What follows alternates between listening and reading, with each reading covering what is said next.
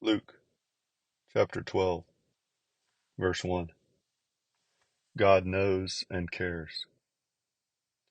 Under these circumstances, after so many thousands of people had gathered together that they were stepping on one another, he began saying to his disciples first of all, beware of the leaven of the Pharisees, which is hypocrisy. But there is nothing covered up that will not be revealed, and hidden that will not be known. Accordingly, whatever you have said in the dark will be heard in the light, and what you have whispered in the inner rooms will be proclaimed upon the housetops. I say to you, my friends, do not be afraid of those who kill the body, and after that have no more that they can do.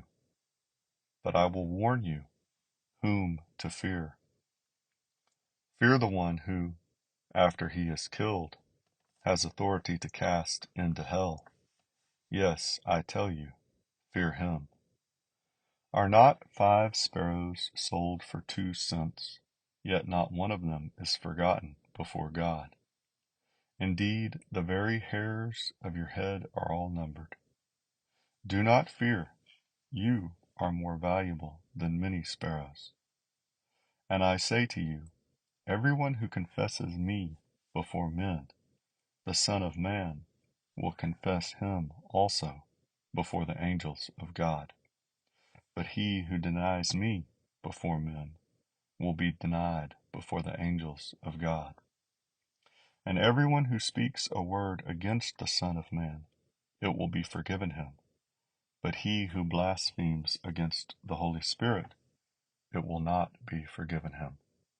When they bring you before the synagogues and the rulers and the authorities, do not worry about how or what you are to speak in your defense or what you are to say, for the Holy Spirit will teach you in that very hour what you ought to say. Covetousness denounced. Someone in the crowd said to him, Teacher, tell my brother to divide the family inheritance with me. But he said to him, Man, who appointed me a judge or arbiter over you? Then he said to them, Beware and be on your guard against every form of greed, for not even when one has an abundance does his life consist of his possessions. And he told them a parable, saying, The land of a rich man was very productive.